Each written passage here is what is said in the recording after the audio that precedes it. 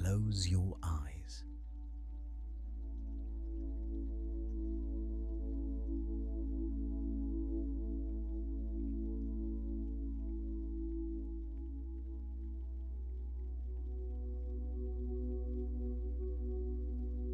You are already doing the most mysterious thing a human being can do.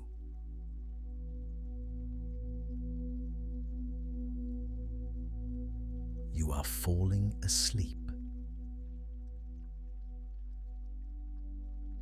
And in a few moments, if you are lucky, you will begin to dream.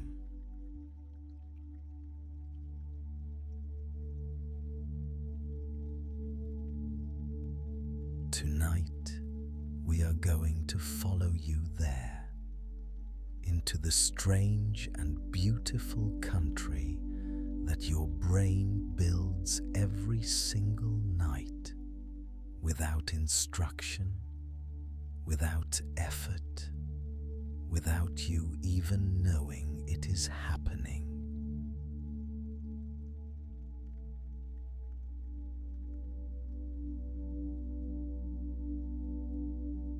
Welcome to Wonder Drift Stories. If these stories help you sleep, a like and a subscribe means everything to this small channel. New stories every week.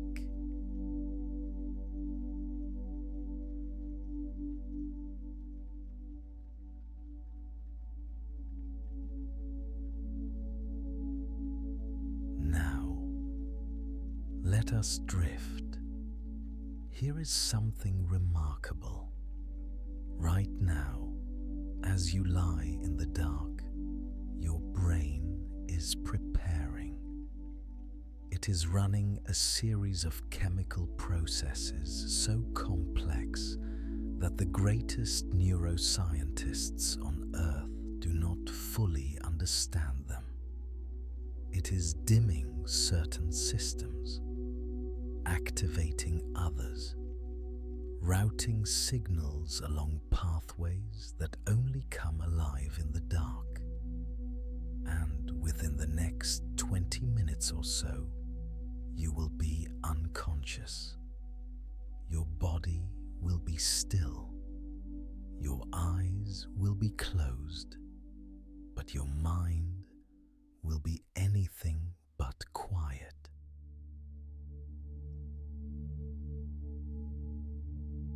The average person spends roughly 2 hours dreaming every single night. 2 hours. Across 4 to 6 separate dream periods, cycling through. All night long, building worlds, populating them with faces, writing stories no author could have planned. And when morning comes, most of those worlds are simply gone, forgotten before your feet even touch the floor. You will have no memory of the stories your mind spent the night creating, and yet your brain will do it all again tomorrow night, and the night after that, and every night for the rest of your life. We have been dreaming since before we were born. Infants in the womb show signs of REM sleep, the stage most associated with vivid dreaming, as early as the 3rd trimester. Whatever dreaming is, it is ancient, it is essential, and we still do not fully understand it. Let me walk you through what your brain is about to do tonight. Sleep does not arrive all at once. It comes in stages, and each stage is a different country. The first stage is the lightest. You are barely asleep at all. Your muscles begin to relax. Your thoughts start to loosen, becoming less coherent, less connected, drifting away from each other like boats untied from a dock. Sometimes in this first stage, you feel a sudden jolt, a falling sensation that snaps you awake for just a moment. This is called a hypnic jerk. No one is entirely sure why it happens. One theory is that as your muscles relax, your brain misinterprets the loosening as the body beginning to fall and fires a quick correction, a reflex from somewhere very old inside us, from before we slept in beds, when falling from a height was something worth waking up for. The second stage pulls you deeper. Your body temperature drops slightly. Your heart rate slows. Your brain begins producing distinctive rhythmic waves, slow, even, like the breathing of something enormous and very calm. This is where most of your night is spent, not in the dramatic dreaming stage, not in the deepest darkness, but here, in the quiet middle ground, resting, consolidating. The third stage is the deepest. This is called slow wave sleep or deep sleep, and it is where your body does most of its physical repair. Growth hormone is released here. Tissue is rebuilt. The immune system strengthens itself. The brain begins clearing away the metabolic waste that accumulates during a day of thinking. Literally, washing itself clean. In this stage, you are almost unreachable. A sound that would wake you instantly in the first stage will barely register here. Your brain has gone somewhere very far down, and it is working. And then, after cycling through these stages, your brain does something extraordinary. It reverses direction.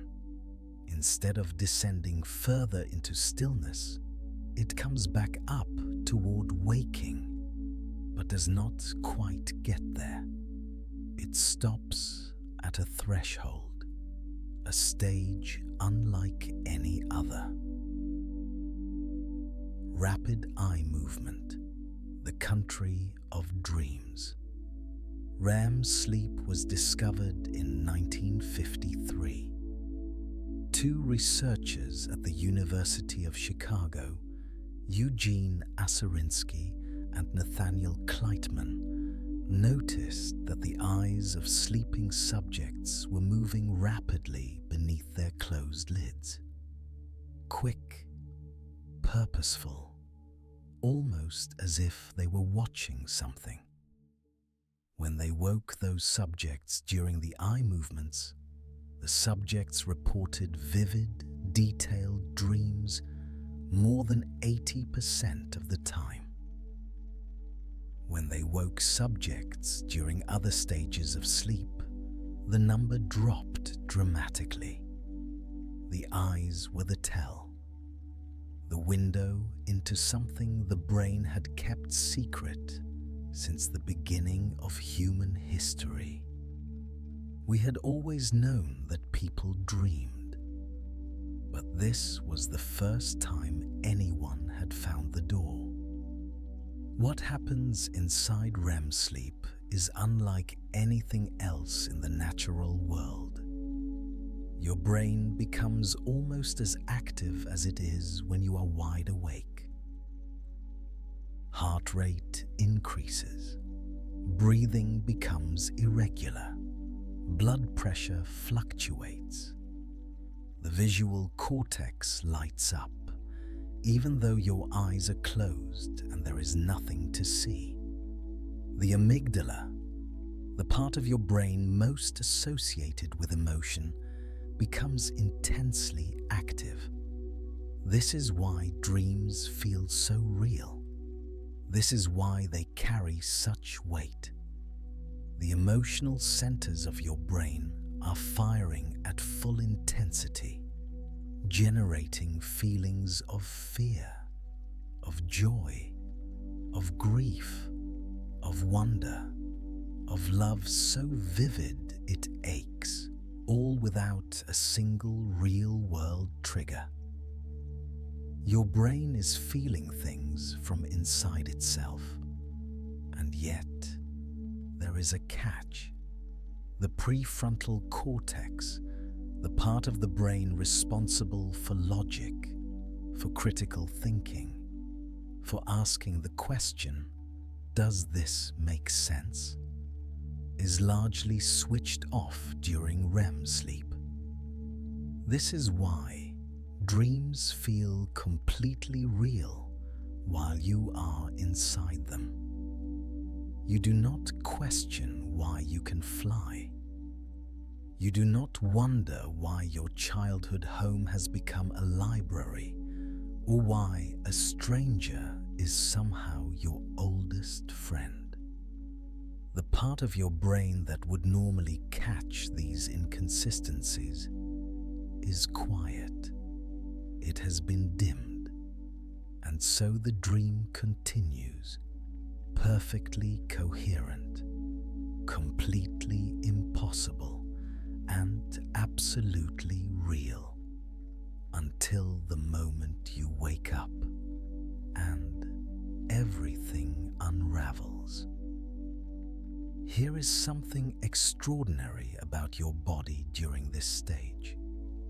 While your brain is at its most active, your body is at its most still. During REM sleep, your major skeletal muscles become temporarily paralyzed, not gently relaxed. Paralyzed. Your brain sends a signal down through the brainstem, instructing your body not to move. This is called REM atonia, and most researchers believe it exists for a very simple reason: to stop you from acting out your dreams. Think about that for a moment. Your brain is generating experiences so real, so vivid, so physically convincing, that without this mechanism, you would run and fight and fly and fall in your actual body every night in your bed. There is a rare condition where this paralysis fails to engage. It is called REM sleep behavior disorder.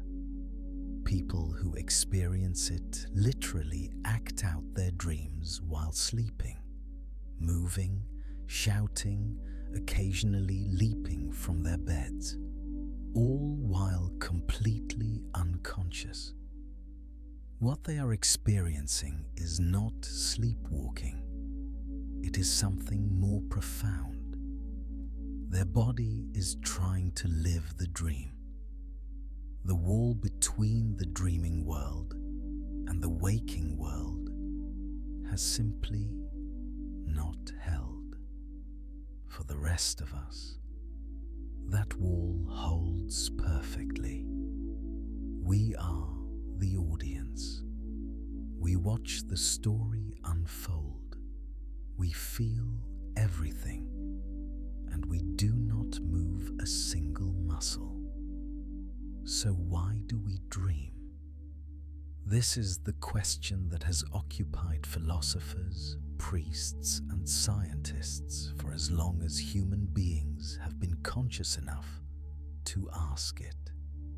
Sigmund Freud believed dreams were the royal road to the unconscious, a window into hidden desires, repressed fears, the secret architecture of the self. His patient would arrive each morning carrying the remnants of the night before, and he would help them read it like a map. Modern neuroscience has largely moved away from this view, not because it is entirely wrong, but because it is not the whole story. The first major scientific theory came from neuroscientists Alan Hobson and Robert McCarley in 1977. They proposed something called the activation synthesis theory. The idea was this: during REM sleep, the brainstem fires random electrical signals upward into the higher brain. These signals are not messages. They are not coded instructions. They are essentially noise, random activations, fragments, and the higher brain, the storytelling part of us, the part that needs everything to make sense, does what it always does with incomplete information. It fills in the gaps. It weaves the fragments into a narrative, a character, a setting, a plot. Dreams, on this view, are not meaningful in themselves. They are the story your brain tells to make sense of its own static. And yet, something about this explanation feels incomplete, because the stories your brain tells are rarely random. They are yours. They carry your fears, your longings, your unfinished conversations, the faces of people you love and people you have lost. Random noise does not know what you are afraid of, and so the theory has evolved. The most widely supported view today is that dreaming serves several overlapping functions. The first is memory consolidation. During sleep, and especially during REM sleep, your brain reviews the experiences of the day. It decides what to keep, what to strengthen, what to discard. Memories that matter are reinforced. Neural pathways that were used during the day are replayed and deepened.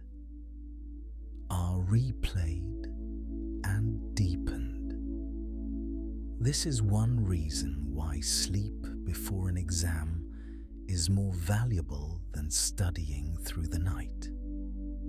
The studying gives your brain the material. The sleep is where your brain actually learns it. Dreams may be the flickering surface of this process, the visible ripple of a vast invisible current working beneath. The second function is emotional processing. The amygdala, that ancient emotional center, is highly active during dreams. Some researchers believe this activity serves a purpose, that the brain uses the relative safety of the dream state to process difficult emotions from waking life, to rehearse responses, to replay scenarios at a distance, to drain some of the charge from experiences that are too raw to look at directly.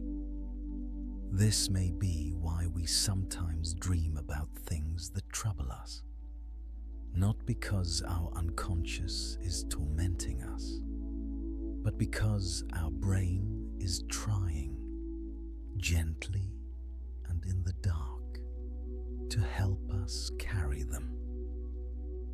The third function is creative problem solving. The dream state appears to allow unusual connections between ideas that the waking mind would keep separate. The rules are looser. The associations are freer. Things that would never touch in daylight meet in the dark. The chemist Auguste Kekulé reportedly discovered the ring structure of the benzene molecule after dreaming of a snake eating its own tail. Paul McCartney has said that the melody for Yesterday, one of the most recorded songs in the history of music, came to him in a dream. He woke up and played it immediately, afraid that if he didn't, it would be gone before he could hold it. The dream had built something his waking mind had not found, and given it to him while he slept. There is one more aspect of dreaming that scientists are only beginning to understand: lucid dreaming. Most of the time, when we dream, we do not know that we are dreaming. We accept the world the brain has built. We move through it as if it is real. We feel its emotions. We are subject to its logic. But occasionally, something shifts. A crack of awareness opens, and in that crack, you realize you are dreaming. The world around you does not disappear. The dream continues, but now you are inside it, and you know it. This is lucid dreaming, and it represents something genuinely strange, a state of consciousness that sits precisely between waking and dreaming. Neither fully one nor fully the other. In neuroscience terms, what happens during a lucid dream is that a region of the brain called the prefrontal cortex, the same region that is switched off during normal dreaming, begins to reactivate, just partially, just enough.